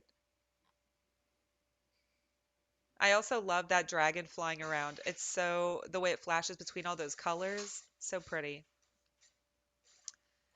But again, that will be part of the viewer pass. And then we have Gecko gosh. Guardian Ymir. And wait till y'all see the in-game model. Oh It is wow. The card art is Yeah. so beautiful though. Like, we had Gecko. Oh, I we have know. this new skin line of these cool little Gecko characters that build these crazy construct armor to battle in. We had the Gecko Gladiator Xingqian, which was a little more combative, and Yes. now we have the Gecko Guardian, which is a little bit more calm and zen. chill, drinking tea, hanging out. Oh my gosh. Friends with all the little animals. Look at all of them. But I love when we do these transparent Whoa. textures where you can see That through, Oh, and there's that looks so good. a whole like ecosystem is like existing, evolving, living in this Ymir skin. I love that. Oh, that's so cool. There's like fishes Got the swimming in him. fish. Yeah, they're Oh, like yeah, I see literally them. living their lives, and they travel around like up and down throughout. So That's I incredible. love And look at the I don't Gecko know in the how back. the He's team just does it. like asleep. He's like, yo, wake me up when we win. that. He's so cute. If you need me, let me know. Let's listen to the voice pack. We might be 3 meditating geckos, but at least we keep it interesting around here. Oh, so true. So You the do keep it geckos. interesting. Oh, that's a great voice pack. Well executed. Yes, everything about this skin is really well executed, I feel like. So, we're going to hop in. Oh, look at! Oh my gosh, he's a bedtime story. Oh Dude, my as he moves, his head waggles back and forth. Oh my gosh. That is just I'm- too cute. Yes. There Can you go. somebody? I don't know how, but I want to see this cosplayed. Look How, at that, chilling. how, Leon. Michaela? How? I don't know, Ajax. That's for you to figure out, I guess. Just want to zoom in on some of the details. That is He really blows cool. though. bubbles. Oh my gosh. Yes. Let me see the So sleepy this one. I want to see the sleepy one. He's my favorite. He's on the back. Yeah, the sleepy one. There you go. He's conked at him. out, dude. Oh, he had a book, my but he's gosh. done. Now Yes. he's just like, yeah. Fell asleep reading. Oh my Oh my god, God. so Oh my gosh. precious. Oh, he's got water this'll be- footsteps. Oh yeah, leaving a little trail too. So cute. Beautiful. Look at that mystical, stylized wall. Yes, love it it. has like succulents on it and everything. So pretty. Ooh. Coral. And like, am I hearing like rainforest sound effects with? Yes. There's rainforest sound effects on this wall. Oh, yes. So peaceful. I hear it. Especially This after you is- open it. I feel like I'm not going to be afraid of this Ymir, and I should still be afraid of this Ymir. Part of the difficulty of fighting against Ymir is you love him too much on all of his skins. Yes. And the lily pads that go up with the ult is so pretty. Oh, and the jumping Absolutely has gorgeous the skin little succulents all too. around. Oh, the dance. Yes. The dance while you're a gecko. Surprised the little sleeping one guy's not gonna wake waking up up? with Yeah. this. Yeah. He's really Oh tired, my dude. gosh. I love the watery sounds too of just hitting people. It's like it doesn't sound underwater, it sounds like you're literally hitting somebody with water. Oh man, this one's just so good. It's crazy. So this is actually going to be part of the Gecko Guardian DLC bundle. So this is going to be bundled with in-game cosmetics, gems, and the skin. Okay, so a totally new type of purchasing for it, essentially. Yes. It won't be in a Very chest, it'll be a DLC bundle. Awesome. Aww. That's such a fun skin. It is. I could watch him just run around all day. Gonna have to practice Oh my that gosh, Ymir it's so skill. good.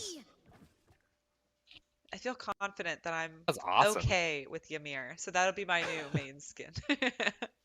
But that is actually everything that we had to go over today. We had the intro was the overview of the VOD from Wednesday from Morgan Le Fay's reveal. Whew, sorry, I'm having a hard time with my words, y'all. But we went over all that. We went over the balance, the bonus balance, the skins in the bonus balance or the bonus section, the skins from this section. So there's a lot to look forward to. If you missed anything, make sure you check out the notes. Everything's already listed there for you. Joust. So much going on. So make sure you check out the notes. But that's going to be it for us today. Is there any closing words that y'all have? Joust. Okay, cool. Joust. What about you, Pompon? What's your word of the day? I mean, those geckos, right? The sleepy gecko. Sleepy gecko is best gecko. Sleepy gecko. Totally agree. Well, thank you guys for joining us. It's been a pleasure. Until next time, stay sweet, and we'll see you on the battleground, y'all. Bye.